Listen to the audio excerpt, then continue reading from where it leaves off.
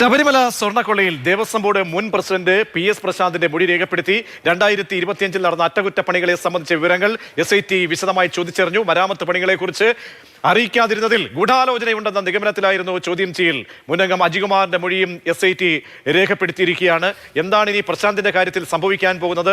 ഒരേ തരത്തിലുള്ള ഉത്തരവാദിത്തം ഈ അറസ്റ്റിലായ ആളുകൾക്കും ഒപ്പം പ്രശാന്തിനും വരുന്നുണ്ടോ? അങ്ങനെയെങ്കിൽ എന്തായിരിക്കാം ഇനി SITയുടെ അടുത്ത നീക്കം? പരിശോധിക്കാം. ആർ അനന്തകൃഷ്ണൻ തിരുവനന്തപുരത്ത് നിന്നും ചേരുന്നുണ്ട്. അനന്തൻ, മൊഴികൾ രേഖപ്പെടുത്തി ആ മൊഴികളിൽ വൈരുദ്ധ്യം കാണുന്നുണ്ടോ അന്വേഷണ സംഘം? വൈരുദ്ധ്യം കാണുന്നുണ്ടോ എന്നൊക്കെയുള്ളത് വരും ദിവസങ്ങളിൽ അറിയാം. ഏതായാലും ശബരിമല സ്വർണ്ണക്കൊള്ള കേസിൽ 2019 നടന്ന കൊള്ള പുറത്തു വരുന്നത് 2025 നടപടിയിലൂടെയാണ്. 2025 കോടതിയെ അറിയിക്കാതെ ശബരിമല സന്നിധാനത്തെ സ്വർണ്ണ ഉരുപ്പടികൾ, ദ്വാരപാലക പാളികളിൽ ഉരുപ്പടികൾ എടുത്തുകൊണ്ടു പോയതിൽ തുടങ്ങിയ പ്രാഥമികമായ അന്വേഷണത്തിലൂടെയാണ് ആ വലിയ മഞ്ഞുമല പുറത്തു വന്നത്, വലിയ സ്വർണ്ണക്കൊള്ള എന്ന മഞ്ഞുമല. അപ്പോൾ 2025 മാറി നിൽക്കാൻ കഴിയില്ല.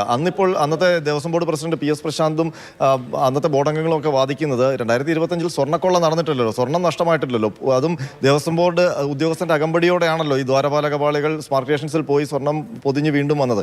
അപ്പോൾ അങ്ങനെ പറഞ്ഞ് ഒഴിയുമ്പോഴും അന്വേഷണം ആ ബോർഡിൽ കേന്ദ്രീകരിക്കുകയാണ്. കാരണം നേരത്തെ തന്നെ ഹൈക്കോടതി പറഞ്ഞതാണ് 2019 നടന്നത് കൊള്ളയാണെങ്കിൽ 2025 നടന്നത് ആ കൊള്ള മറയ്ക്കാനുള്ള നടപടിയാണ്. മാത്രമല്ല ഇപ്പോൾ SITയുടെ അന്വേഷണത്തിന്റെ ഏറ്റവും ഒടുവിൽ എത്തുമ്പോൾ നമ്മളൊരു പ്രധാനപ്പെട്ട വിവരം കൂടി SIT മനസ്സിലാക്കുകയാണ്. അതായത് 2025 ദ്വാരപാലക പാളികൾ എടുത്തുകൊണ്ട് പോകുമ്പോൾ അത് സ്പെഷ്യൽ കമ്മീഷണറെ അറിയിച്ചില്ല എന്ന് മാത്രമല്ല, ബന്ധപ്പെട്ട മറ്റ് ഡിപ്പാർട്ട്മെന്റുകളെ അറിയിച്ചില്ല, മരാമത്ത് ചീഫ് എഞ്ചിനീയറെ അറിയിച്ചിട്ടില്ല.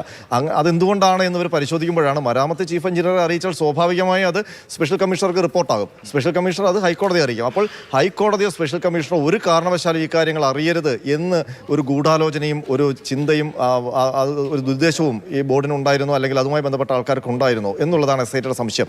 അത് ദൂരീകരിക്കാനാണ്, സംശയിക്കത്തക്ക തരത്തിലേക്കാണ് അങ്ങനെയെങ്കിൽ സമീപനം പോകുന്നത്. തീർച്ചയായും അവിടെ ഒരു കോൺട്രഡിക്ഷൻ, ഒരു വൈരുദ്ധ്യം ഒരു അങ്ങനെയെങ്കിൽ നമ്മൾ പുതിയ കേസ് 1 to 11 പ്രതികളാണ്, 11 പ്രതികൾ റിമാൻഡിലുള്ളവർ. അപ്പോൾ അവരുടെ അതേ ബാധ്യത ഈ വ്യക്തികൾക്കും വരികയാണ്, രണ്ടുപേർക്കും വരികയാണ്.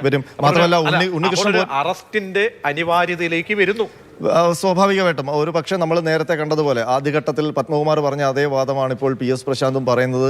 നമുക്ക് ആ സമാനമായ രീതിയിലുള്ളൊരു വാദമാണ്. കാരണം ഇത് ഉദ്യോഗസ്ഥർക്ക് പറ്റിയ ചില അറിവുകേടുകൾ കൊണ്ട് സംഭവിച്ചതാണെന്നാണ് അന്ന് പത്മകുമാർ പറഞ്ഞത്. അതെ, പക്ഷേ ഇവർക്ക് പ്രത്യക്ഷത്തിൽ ഒരു സ്വർണ്ണക്കൊള്ള എന്ന് പറയാൻ പറ്റുന്ന ക്രൈം ഇല്ല. പക്ഷേ അന്നത്തെ മോഡസ് അതേപോലെ ആവർത്തിച്ചിരിക്കുന്നു. മാത്രമല്ല ഉണ്ണികൃഷ്ണൻ പോറ്റി ഇതിനകത്ത് 2024 25 സജീവമായി ഈ നടപടികളിൽ ഇടപെട്ടിട്ടുണ്ട്.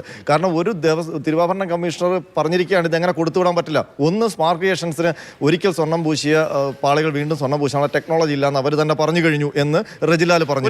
ഈ ഉണ്ണികൃഷ്ണൻ പോറ്റി ഇല്ലെന്നോ അല്ലെങ്കിൽ മറ്റുദ്യോഗസ്ഥർ ഈ പ്രശാന്തിന്റെ കാര്യത്തിൽ എന്തെങ്കിലും പ്രശാന്തിനെതിരായിട്ടുള്ള മൊഴികൾ എന്തെങ്കിലും ലഭ്യമായിട്ടുണ്ടോ? നമുക്ക് ആ മൊഴിയുടെ വിശദാംശങ്ങൾ പൂർണ്ണമായിട്ടും ലഭ്യമല്ല. പക്ഷേ ഉണ്ണികൃഷ്ണൻ പോറ്റിയുമായി ബന്ധപ്പെട്ട് 2025 കാര്യങ്ങളും SIT ചോദിച്ചിട്ടുണ്ടെന്നാണ് നമ്മൾ മനസ്സിലാക്കുന്നത്.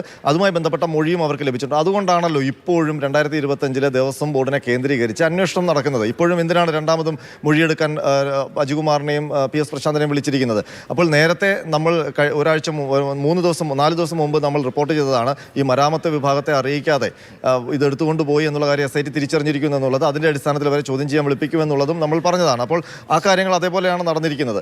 ഇനിയിപ്പോൾ അടുത്ത SITയുടെ നടപടി എന്താണ് എന്നുള്ളതാണ്. എത്ര സമയമുണ്ട് ഇനിയിപ്പോൾ ഫെബ്രുവരി 2nd വീക്കോടുകൂടി ഫൈനൽ റിപ്പോർട്ട് കൊടുക്കണം. ആ ഫൈനൽ റിപ്പോർട്ട് കൊടുക്കുന്നതനുസരിച്ചിട്ടായിരിക്കും ഇതിനകത്ത് ഇനി കുറ്റപത്രം ഏത് രീതിയിൽ വേണം. ബാക്കി റിക്കവറിയെക്കുറിച്ച് ഇതുവരെയും നമുക്ക് ഒരു അറിവുമില്ല. അത് ഏതെങ്കിലും ഗോൾഡ് റിക്കവർ ചെയ്ത് കൊണ്ടുവന്നതായിട്ട് SITയും ഒരു കോടതിയിലും സബ്മിറ്റ് ചെയ്തിട്ടില്ല. അതിനർത്ഥം ഇതുവരെയും റിക്കവറി നടന്നിട്ടില്ല എന്നുള്ളതാണ്. എന്തുകൊണ്ടാണ് ഈ റിക്കവറി വൈകുന്നത്? അത് SITയാണ് മറുപടി പറയേണ്ടത്. ആ സ്വർണം ഇനി കണ്ടുകിട്ടാൻ പറ്റില്ലേ, അതോ അത് SITക്ക് എടുക്കാൻ പറ്റാത്ത രീതിയിൽ ഉയർന്ന സ്ഥലങ്ങളിൽ എവിടെയെങ്കിലും ആണോ അത് ഇപ്പോഴും ഒളിപ്പിച്ചു വെച്ചിരിക്കുന്നത്? അപ്പോൾ അതിനകത്ത് ഇനി ഫർദർ ഇൻവെസ്റ്റിഗേഷൻ വേണ്ടി വരുമോ? ഏതായാലും ഫെബ്രുവരി മാസത്തിൽ ഫൈനൽ റിപ്പോർട്ട് കൊടുത്തു കഴിയുമ്പോൾ കോടതി തീരുമാനിക്കും ചാർജ് ഷീറ്റ് ഏതിലാണ് കൊടുക്കേണ്ടത്. അത് കഴിഞ്ഞ് കൂടുതൽ അന്വേഷണം ഈ ഏജൻസി നടത്തണോ വേറെ ഏതെങ്കിലും ഏജൻസി വേണോ എന്നൊക്കെയുള്ള കാര്യത്തിൽ ആ സമയത്താണ് തീരുമാനമെടുക്കുക. ഏതായാലും നിലവിൽ ചാർജ് ഷീറ്റുമായി ബന്ധപ്പെട്ട നടപടികൾ ആരംഭിച്ചു എന്നാണ് നമുക്ക് മനസ്സിലാക്കാൻ കഴിയുന്നത്. ഒരു പക്ഷേ ഫൈനൽ റിപ്പോർട്ട് കൊടുത്തതിന്റെ അനുബന്ധമായി ചാർജ് ഷീറ്റ് കൂടി സബ്മിറ്റ് ചെയ്യുന്ന നടപടി ഉണ്ടാകും. തീർച്ചയായും. അപ്പോൾ PS പ്രശാന്ത് 2024-25 കാലഘട്ടങ്ങളിൽ ദേവസ്വം ബോർഡിന്റെ പ്രസിഡന്റായിരുന്ന PS പ്രശാന്ത്, അജികുമാർ ബോർഡംഗം, ഇവർക്ക് രണ്ടുപേർക്കും കുരുക്കങ്ങനെ മുറുകുന്നു എന്ന് നമുക്ക് പറയാം.